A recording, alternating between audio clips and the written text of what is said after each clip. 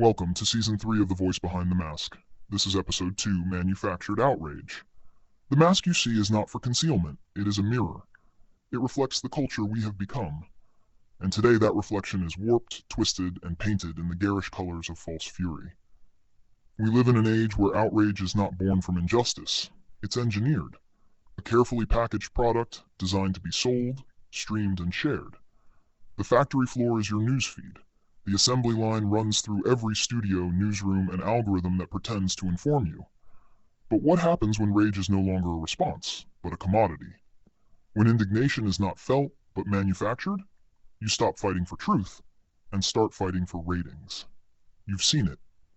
The headlines so perfectly phrased to hit every nerve. The story that just happens to drop right when another far more dangerous truth was about to surface. A political scandal? Release a celebrity feud? A damning report? Push a viral clip of two strangers screaming at each other on a plane? A massive policy failure? Leak a bombshell that will turn out to be nothing, but still dominate the cycle for a week. This is not journalism. It's outrage theater. The actors wear the suits of anchors, the makeup of sincerity, the teleprompters as scripts, and the set is always the same. A desk, a screen, and 1,000 invisible wires connecting to the pulse of your emotions. They've studied us. They know that outrage is addictive, that it delivers the same chemical hit as a win in the casino or a like on a post. They know that the more you react, the less you think, and the less you think, the easier you are to control. So the factory keeps running, churning out false enemies, artificial heroes, and distractions so loud you'll never hear the sound of the real chains tightening. I have watched this machine chew up people's lives and spit them out as clickbait. A grieving mother becomes a prop for a partisan speech. A whistleblower is smeared before they can speak. A protest is reduced to a soundbite that makes the viewers comfortable with ignoring it. And here's the cruelest part. When the outrage burns out, when the next story takes its place, those people are left alone in the wreckage, and the cameras never come back. This isn't a left versus right disease.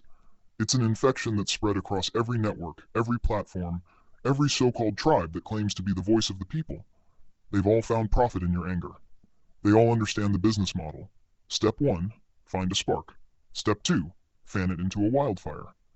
Step 3, sell tickets to the flames. The trick is simple. They're not selling the truth. They're selling the feeling of being right. But here's the truth they'll never package for you. Real outrage is messy. It's not marketable. It doesn't fit in a headline or a 90-second clip. Real outrage leads to action, not hashtags. Real outrage doesn't just fade when the cameras turn away. The outrage they give you is clean, easy, and safe. It won't ask you to risk anything. It won't demand that you question your own side. It won't change you, and it's designed that way. And so I ask you, when was the last time you felt outrage that came from you, not from the feed?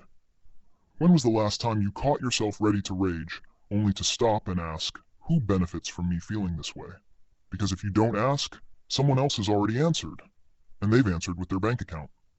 We have to relearn the difference between reaction and response. A reaction is immediate, unthinking, the perfect prey for the outrage machine. A response is deliberate, considered, the enemy of those who profit from your distraction. If they can keep you reacting, they can keep you from responding. And if they can keep you from responding, they can keep you from resisting. I wear this mask as a warning that the theater is endless and the stage is everywhere.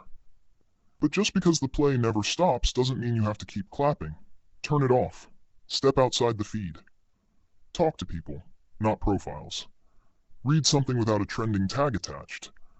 Find the truths they're not selling, because those are the truths worth your fury. The real danger isn't that they're manufacturing outrage. It's that we've learned to love it.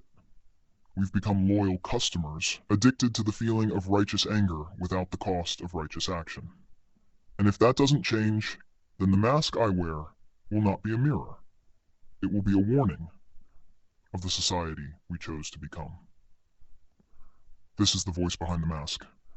And I will not give you easy outrage. I will give you the kind that keeps you awake at night. The kind that forces you to look in the mirror. The kind they can't sell. Because once you taste the real thing, The cheap imitations lose their flavor. Stay awake, stay dangerous. Masks fade, but the echo of a free voice endures.